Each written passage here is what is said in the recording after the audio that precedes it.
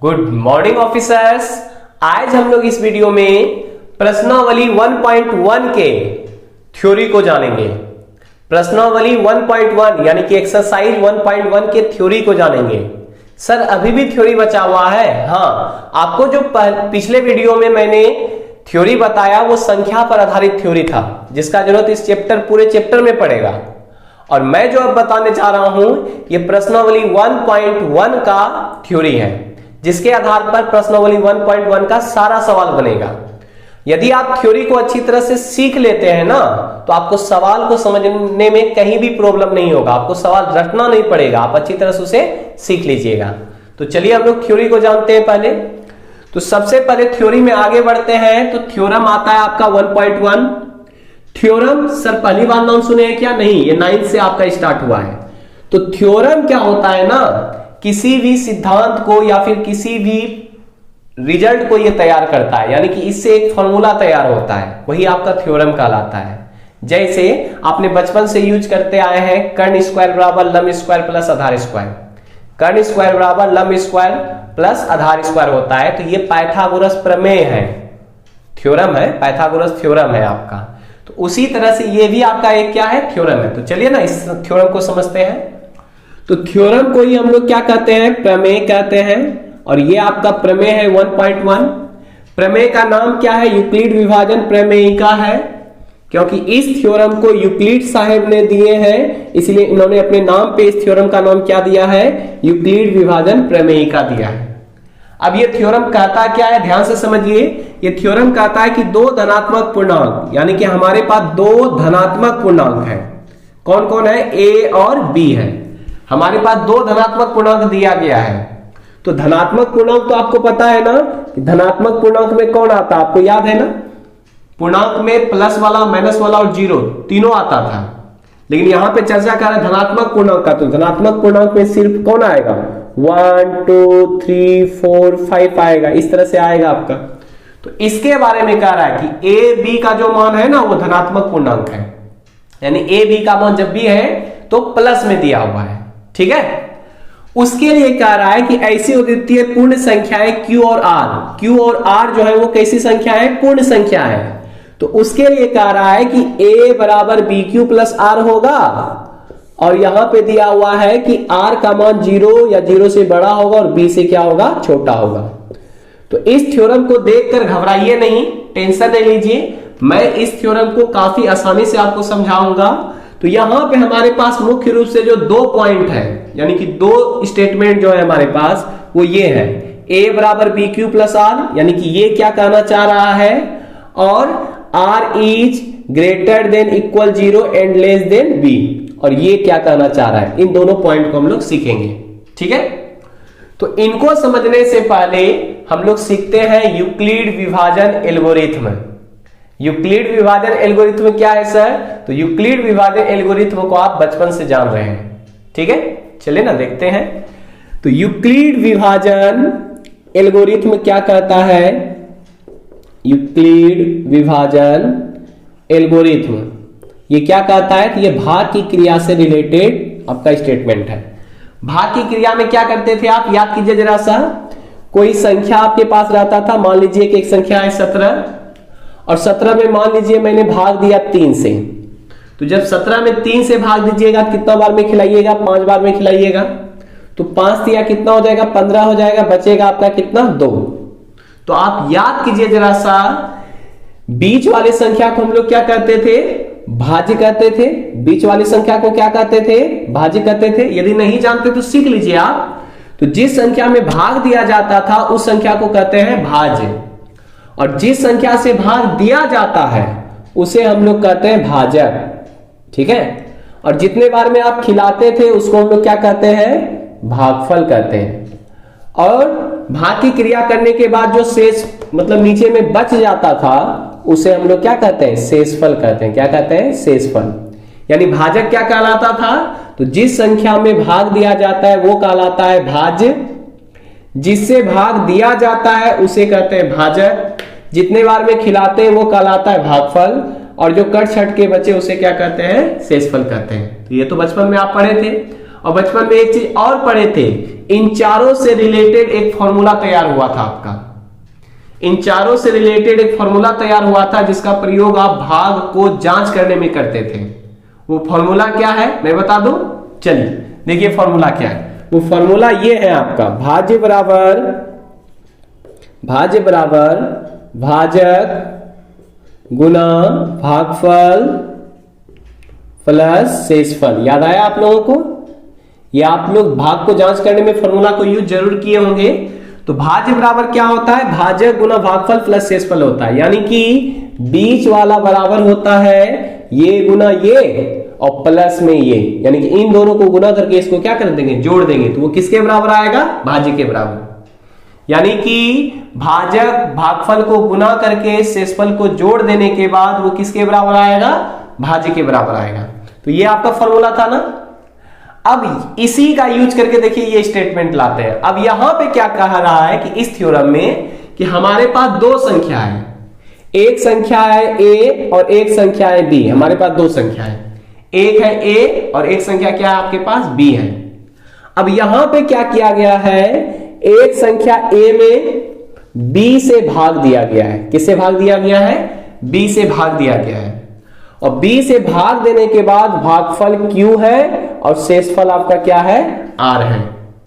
यानी कि a संख्या में अगर b से भाग दे रहे हैं तो भागफल q आ रहा है और शेषफल r आ रहा है। तब बताइए, तो इसे आप इस रूप में लिख सकते हैं क्या, इस भाग की क्रिया को आप इस रूप में लिख सकते हैं ना। कैसे सर? तो देखिए यहां पे भाज्य के रूप में कितना है बताइए, ये वाला आपका क्या कहलाता है, भाज्य कहलाता है ना। ये क्या कहलाता है आपका, भाजक कहलाता है। ये क्या कहलाता है आपका, भागफल कहलाता है। और ये क्या कहलाता है आपका, शेषफल कहलाता है। तो इस तरह से भाज्य का मान आपके पास a है, भाजक का मान b है, भागफल का मान q है और शेषफल का मान कितना है, r है। तो इस मान को यहां पे पुट कीजिए, तो इस मान को जब यहां पे पुट कीजिएगा तब क्या हो जाएगा, भाज्य की जगह पे हो जाएगा a बराबर भाजक की जगह पे हो जाएगा b, भागफल के जगह पे हो जाएगा q और प्लस शेषफल के जगह पे क्या हो जाएगा, r। तो इस तरह से देखिए तो एक आपका स्टेटमेंट तैयार हो गया ना, a बराबर क्या होता है, bq प्लस r होता है। तो ये बात तो समझ में आ गया होगा कि ये a बराबर bq प्लस r क्या है। तो a बराबर bq प्लस r यदि लिखा हुआ है तो उसमें a भाज्य का काम कर रहा है, b भाजक का काम कर रहा है और q भागफल का काम कर रहा है और r किसका काम कर रहा है, शेषफल का काम कर रहा है। तो ये आपको स्टेटमेंट समझ में आ गया। तो एक स्टेटमेंट तो हमको समझ में आ गया कि a बराबर bq प्लस r क्या कहना चाह रहा था। अब ये क्या चीज दर्शाता है सर, इसको समझाइए। इसे समझने के लिए हम पहले भाग की कुछ क्रिया करते हैं, भाग की कुछ क्रिया करते हैं, एकदम आसान आसान सा भाग करेंगे। जैसे 2 से हमें 3 में भाग देना है, 2 से हमें क्या करना है, 3 में भाग देना है। भाग दीजिए तो 2 से 3 में, तो 2 से 3 में भाग दीजिए तो 2 1 का 2 आ गया, ठीक ना। तो शेषफल कितना आ गया, 1 आ गया। तो देखो यहाँ पे r का चर्चा है ना, तो r के बारे में हमेशा सोचेंगे। तो शेषफल देखिए तो कितना आया आपका, 1 आया। शेषफल कितना आया आपका, 1 आया। इसके बाद देखिए 2 से 4 में भाग दीजिए तो 2 दूना 4, शेषफल कितना आ गया, 0 आ गया। ठीक है। तो जब हम लोग 2 से किसी भी संख्या में भाग दे रहे हैं तो शेषफल देखिए तो हमेशा इससे छोटा आ रहा है ना, शेषफल हमेशा इससे क्या आ रहा है, छोटा आ रहा है ना। देखो ना, अगर 2 से भाग दे रहे हैं तो शेषफल 1 आया, 2 से भाग दे रहे हैं तो शेषफल कितना आया, 0 आया। अच्छा, कभी भी शेषफल ये आ सकता है क्या, मान लो कि 5 एक संख्या आता है, 2 से भाग दिए तो 3 बार में खिला दिए, 2 3 6, शेषफल कितना बच गया, -1। ऐसा भाग कभी करते हैं क्या, कभी भी ऐसा भाग करते हैं आप क्या कि 2 से 5 में भाग देना है तो 3 बार में खिला दिया आप और आ गया 6, तो 5 में 6 घट गया तो -1 बचा। तो ऐसा कभी भी करते हैं आप क्या, इस तरह की भाग की क्रिया आप नहीं करते हैं। यानी कि इससे क्या स्पष्ट हो रहा है कि शेषफल कभी भी माइनस में नहीं हो सकती है, शेषफल कभी भी माइनस में नहीं आएगा। शेषफल छोटा से छोटा कहां तक पहुंचेगा, 0 तक पहुंचेगा। 0 से छोटा शेषफल नहीं हो सकता है, शेषफल कभी भी माइनस में नहीं होती है। एक बात क्लियर है, शेषफल कभी भी माइनस में नहीं होगा। तो शेषफल देखो ना, 2 3 6 खिलाए तो 3 बार में तो कभी खिलाते ही नहीं है, 2 बार में खिलाइएगा आप 4 आएगा, शेषफल 1 आएगा आपका। तो शेषफल याद रखिएगा कभी भी माइनस में नहीं आती है। एक बात समझ में आ गया। दूसरी बात, शेषफल का मान छोटा से छोटा कितना होगा बताइए, 0 तक होगा। 0 से छोटा शेषफल नहीं हो सकता है। और बड़ा से बड़ा कितना होगा बताइए, तो सोचिए जरा सा। मान लीजिए कि 2 से भाग दे रहे हैं आप 4 में, कभी ऐसा करते हैं कि 2 से 4 में भाग दे रहे हैं, 2 1 का 2 ही खिला दिए, शेषफल 2 बच गए। यानी कि शेषफल का मान इसके बराबर कभी भी आ सकता है क्या? नहीं आ सकता है, क्योंकि 4 है तो यार 2 बार में खिला दो ना, 2 दूना 4, शेषफल 0 हो जाएगा। तो आप क्या देख रहे हैं कि शेषफल का जो मान आएगा वो हमेशा इससे छोटा होना चाहिए, इससे छोटा, यानी कि भाजक से हमेशा शेषफल का मान क्या होगा, छोटा होगा। तो यहां से 2 बात स्पष्ट हुआ। पहला बात ये कि शेषफल का जो मान होगा वो हमेशा पॉजिटिव होगा। पॉजिटिव होगा मतलब हमेशा प्लस में होगा। और शेषफल का मान छोटा से छोटा कितना होगा बताइए, या तो वो शेषफल का मान 0 के बराबर होगा, या 0 से हमेशा क्या आएगा, बड़ा आएगा। यानी शेषफल का मान कभी भी 0 से छोटा नहीं आएगा। एक बात समझ में आया। दूसरा क्या, शेषफल का जो मान होगा ना, शेषफल का जो मान होगा वो हमेशा भाजक से क्या होगा, छोटा होगा। देखो ये क्या दर्शाता है, इसको समझने की कोशिश करो। भाजक इसको उंगली दिखा रहा है, तो इसका मतलब हुआ कि शेषफल छोटा और भाजक क्या है, बड़ा है। तो शेषफल का मान हमेशा भाजक से क्या होगा, छोटा होगा। चलो इसको एक एग्जांपल से और समझाते हैं आपको। जैसे मान लीजिए आपके पास 4 से किसी संख्या में भाग दे रहे हैं आप, मान लीजिए 4 से आप भाग दे रहे हैं, किसी संख्या में आप भाग दीजिए, 8 में दीजिए, 4 से आप 9 में भाग दीजिए, 4 से आप 10 में भाग दीजिए, 4 से आप 11 में भाग दीजिए, 4 से आप 12 में भाग दीजिए। तो जरा सा देखिए, तो शेषफल का मान निगेटिव में कभी आती है क्या? शेषफल का मान छोटा से छोटा आएगा तो 0 तक आएगा, या 0 से बड़ा आएगा। लेकिन बड़ा में कहां तक आएगा, तो इससे हमेशा छोटा रहेगा, 4 से हमेशा छोटा रहेगा। जैसे देखो 4 से 8 को खिलाइए, 4 दूना 8 हो गया, तो शेषफल कितना बचा, 0। 4 दूना 8 हो गया, शेषफल कितना बचा, 1। 4 दूना 8 हो गया, शेषफल कितना बचा, 2। 4 दूना 8 हो गया, शेषफल बचा 3। अब यहां पे ऐसा कीजिएगा क्या, 4 दूना 8 खिला के शेषफल 4 बच गया, ऐसा कभी कीजिएगा नहीं, क्योंकि जब 4 आ रहा है हमारा यार, तो हम खिला देंगे कितने बार में, 3 बार में। तो 3 बार में खिलाएंगे तो 4 तिया कितना हो जाएगा, 12, शेषफल कितना हो जाएगा आपका, 0 हो जाएगा। तो आपने क्या देखा, शेषफल का मान हमेशा भाजक से क्या होता है, छोटा होता है। शेषफल का मान हमेशा भाजक से क्या होता है, छोटा होता है। ठीक है, और छोटा में कहां तक जा सकता है, 0 तक जा सकता है, 0 से छोटा नहीं हो सकता है। तो इस तरह से स्पष्ट है आपका कि शेषफल का जो मान होगा वो 0 के बराबर हो सकता है, 0 के बराबर हो सकता है, या फिर 0 से क्या होगा, बड़ा होगा। ये देखो शेषफल इसको उंगली दिखा रहा है ना, शेषफल इसको उंगली दिखा रहा है, तो ये कह रहा है कि मैं जो हूं, शेषफल कह रहा है मैं जो हूं या तो 0 के बराबर होऊंगा, या फिर 0 से क्या होगा, बड़ा होगा। ठीक है, शेषफल जो होगा वो या तो 0 के बराबर होगा, या 0 से क्या होगा, बड़ा होगा। और शेषफल छोटा किससे होगा बताइए, शेषफल छोटा किससे होगा, छोटा किससे है, देखो तो यहाँ पे भाजक से है ना, छोटा किससे है, भाजक से है ना, ये भाजक है ना, भाजक से हमेशा क्या होगा, छोटा होगा। शेषफल जो होगा वो छोटा होगा, छोटा किससे होगा, भाजक से। भाजक देखो शेषफल को उंगली दिखा रहा है उधर से, इसका मतलब क्या कह रहा है भाजक, कि मैं बड़ा हूं, किससे, शेषफल से।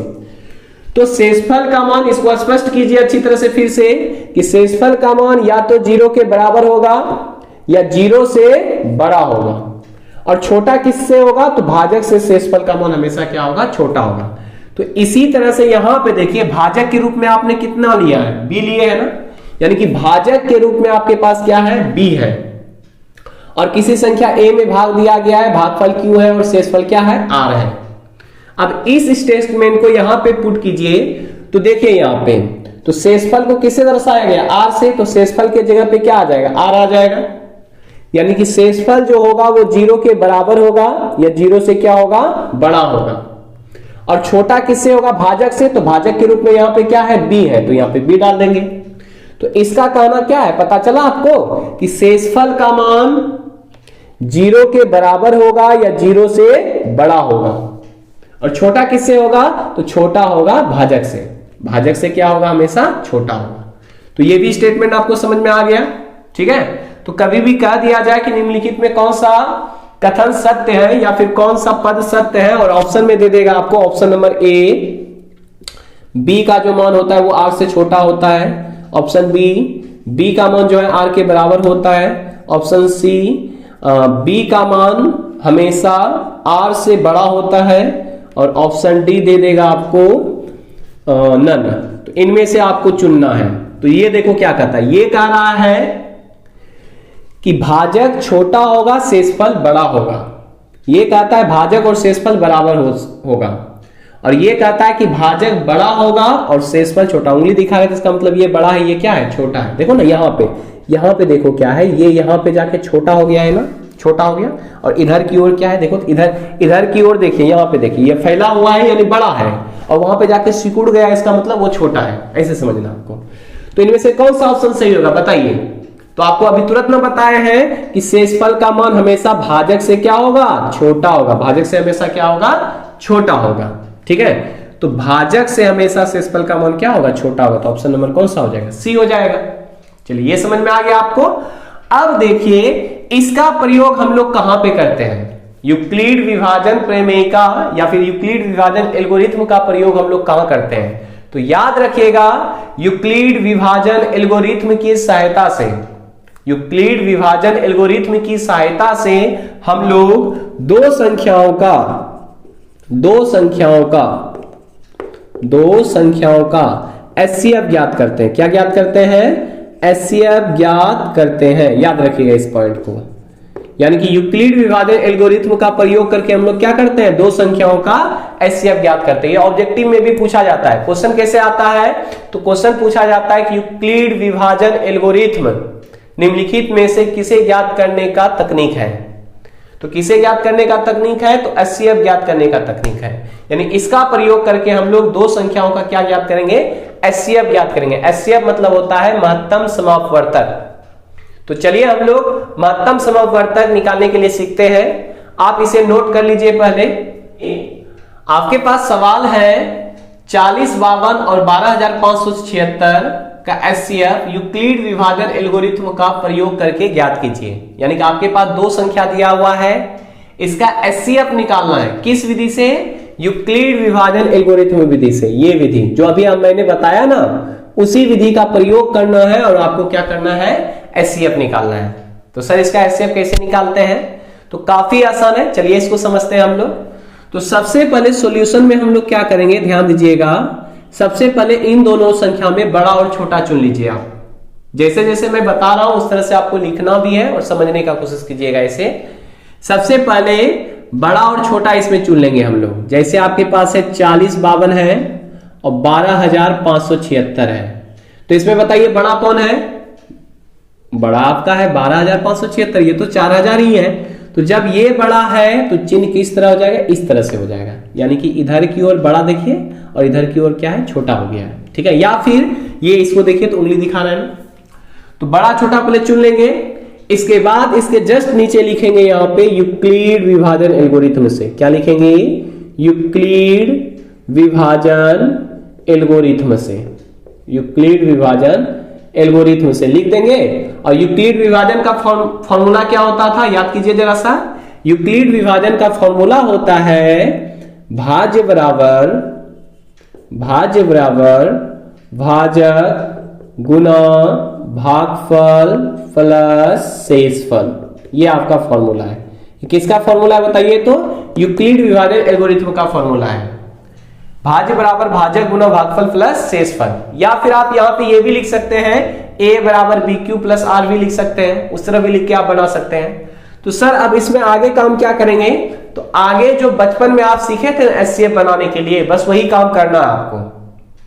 तो देखिए ये काम आप रफ में भी कर सकते हैं या फिर बगल में भी आप बना सकते हैं इसे।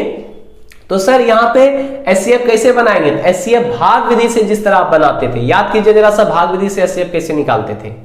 यदि किसी भी स्टूडेंट को पता नहीं है तो मैं बता रहा हूं, इसको अच्छी तरह समझने की कोशिश कीजिएगा और काफी आसान तरीके से आपको समझाएंगे। ठीक है, चलिए तो सबसे पहले हम लोग क्या करते हैं, छोटी संख्या से बड़ी संख्या में भाग देते हैं। छोटी संख्या से बड़ी संख्या में क्या करते हैं, भाग देते हैं। तो बताइए यहाँ पे छोटी संख्या क्या है आपके पास, बताइए तो 40, 52 है। छोटी संख्या क्या है आपके पास, 40, 52 है। और बड़ी संख्या कितना है आपके पास 12,500 कितना है 76 है। छोटी संख्या है 4052 और बड़ी संख्या है 12,576। चलिए इसे इसमें भाग दीजिए तो देखिए कितना बार में खाएगा, तो भाग लगाइएगा कितना बार में खाएगा 3 बार में खाएगा।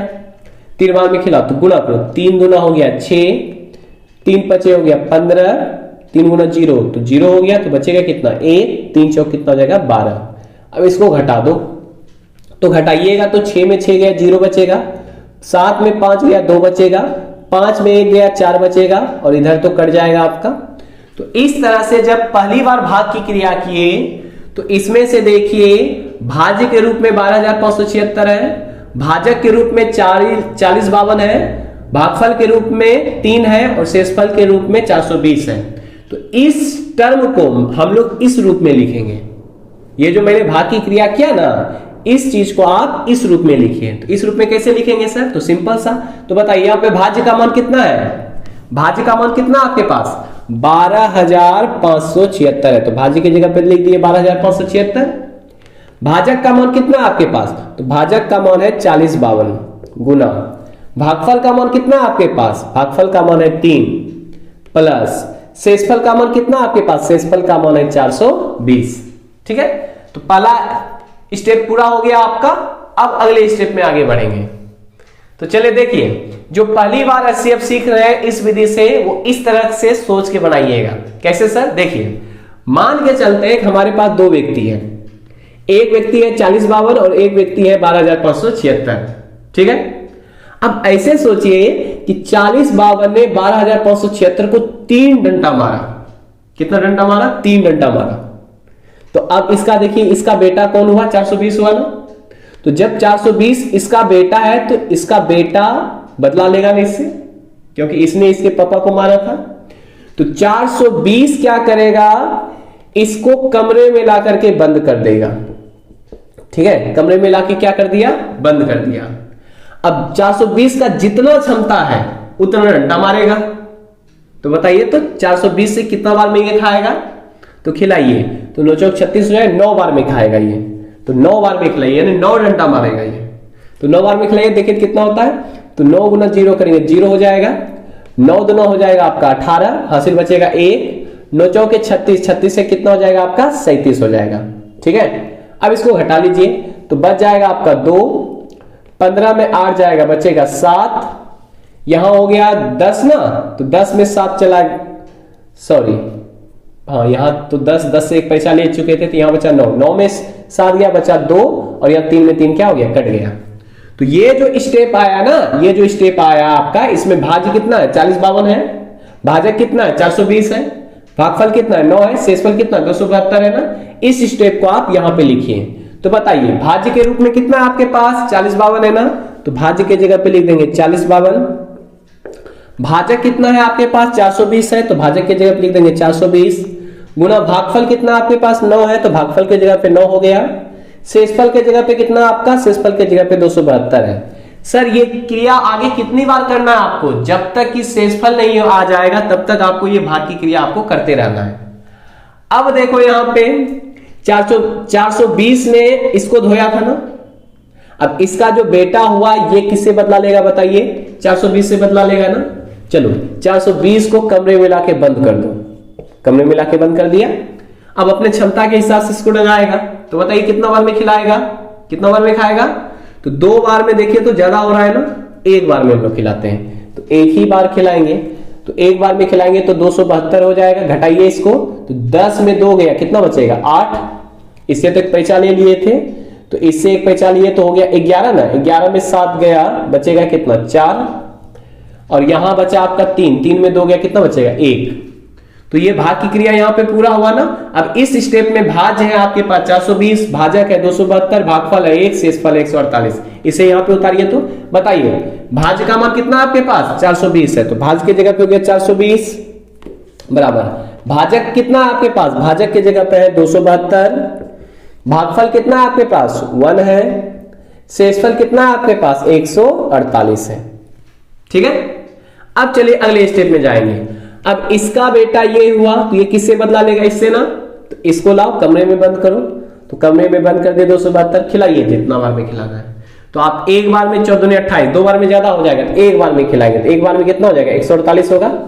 घटाइए इसको, घटाइए कितना हो जाएगा, 12 में 8 जाएगा कितना बचेगा 4, यहां बचेगा 6, 6 में 4 गया बचेगा 2, और ये तो ये आपका ठीक है 7, 2 में 1 जाएगा बचेगा 1, 124 हो गया। ठीक है, अब इस स्टेप को यहां पे लिखिए, तो क्या लिखेंगे बताइए, भाज्य के जगह पे कितना है 272 है, भाजक के जगह पे कितना 148 है, भागफल के जगह पे कितना है 1 है, शेषफल के जगह पे कितना 124 है। अब फिर से वही स्टेप करना है आपको। अब बताइए किसको लाके यहाँ पे बंद करना है, 148 को कितना बार में खिलाएंगे, एक बार में 124 हो जाएगा, 8 में 4 जाएगा 4 बचेगा, 4 में 2 जाएगा 2 बचेगा, ये तो कट जाएगा। इस स्टेप को आप लिखिए, तो भाज्य कितना है आपके पास 148 है।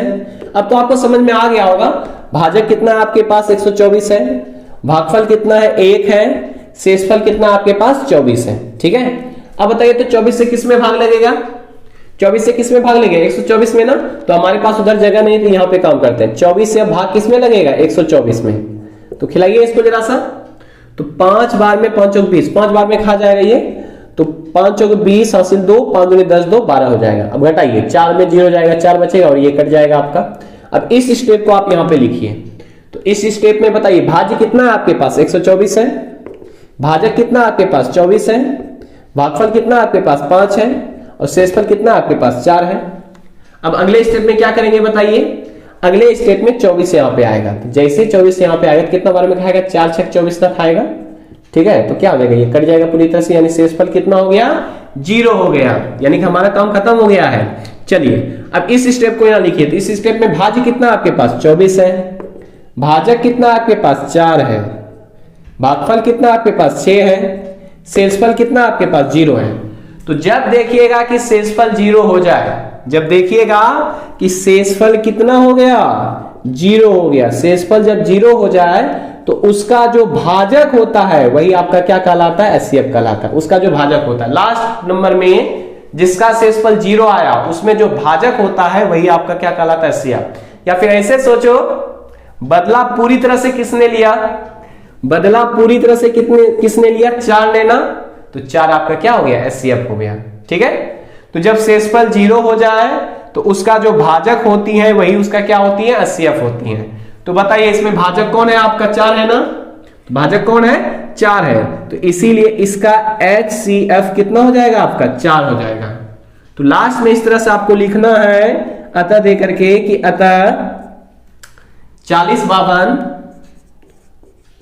तथा 12576 का HCF कितना है 4 है, या बराबर दे सकते हैं यहाँ पे, ये आपका क्या हो गया आंसर हो गया। इस तरह आपको बनाना है। तो प्रश्नावली देखिए, ध्यान दीजिएगा, प्रश्नावली 1.1 में जो जितना भी सवाल है एक नंबर में सवाल जो है इसी पर आधारित सवाल दिया गया है, तो आप उनको बनाने का कोशिश कीजिएगा और जरूर बनाइए। चलिए इसको नोट कर लीजिए आप लोग। इस एक्सरसाइज से रिलेटेड कुछ और जानकारी को हासिल करते हैं हम लोग। चलिए देखते हैं। तो देखिए हम आपसे पूछ रहे हैं, क्वेश्चन क्या पूछ रहे हैं आपसे, ध्यान दीजिएगा कि अगर किसी संख्या में 4 से भाग देंगे, कोई भी संख्या है आपके पास, मान लो कोई भी संख्या आपके पास, अगर 4 से भाग देंगे तो शेषफल क्या क्या आएगा। यानी कि अगर भाजक के रूप में 4 हो, यानी 4 से भाग दे रहे हैं किसी संख्या में, तो शेषफल क्या क्या आ सकता है। ठीक है, तो आपके पास 2 कॉन्सेप्ट था ना, पहला क्या था, शेषफल जो होता है वो छोटा से छोटा 0 होगा और बड़ा से बड़ा इससे छोटा होगा। तो इससे छोटा होगा तो 0 होगा, 1 होगा, 2 होगा, 3 होगा। 4 का भी शेषफल हो सकता है क्या, नहीं हो सकता है ना। तो 4 से भाग देने पर शेषफल क्या होगा 0 1 2 3 होगा। इसको प्रैक्टिकल भी देख लेते। देखो मान लो कि 4 से 12 में भाग दिया तो 4 तिया 12 0 हो गया, 13 में भाग दिया तो 4 तिया 12 1 बचा, 4 से 14 में भाग दिया तो 4 तिया 12 शेषफल 2 बचा, 4 से 15 में भाग दिया तो 4 तिया 12 3 बचा, 4 से 16 में भाग दिया तो 4 चौके 16। देखिए फिर से शेषफल 0 आ गया ना। तो यानी कि आप क्या देख रहे हैं, अगर किसी भी संख्या में 4 से भाग दे रहे हैं तो शेषफल क्या होगा, शेषफल मतलब R, शेषफल का मान क्या होगा, तो 0 होगा, 1 होगा, 2 होगा, 3 होगा। ठीक है, इसी प्रकार से आगे सवाल में जरूरत पड़ेगा इसका, इसीलिए इसको अच्छी तरह से सीख लीजिए आप। इसी तरह से बताइए किसी संख्या में अगर 5 से भाग दे रहे हैं तो शेषफल क्या क्या आएगा।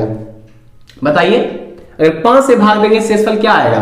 तो शेषफल आएगा 0 आएगा, 1 आएगा, 2 आएगा, 3 आएगा और 4 आएगा। 5 नहीं आएगा, 0 से लेके 4 तक होगा।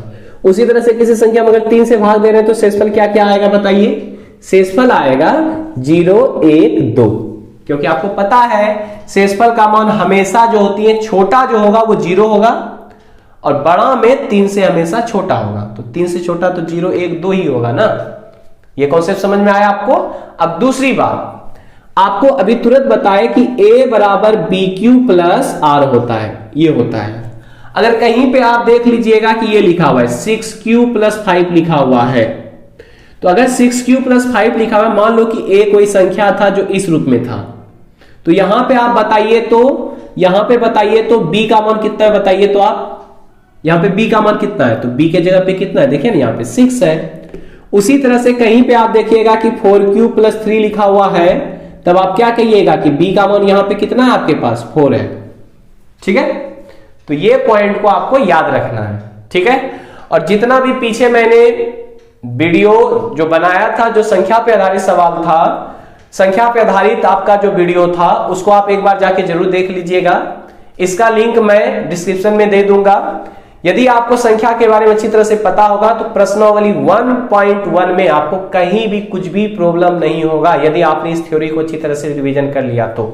ठीक है, तो चलिए आज का क्लास यहीं तक रहेगा। मिलते हैं हम लोग नेक्स्ट क्लास में, तब तक के लिए जय हिंद।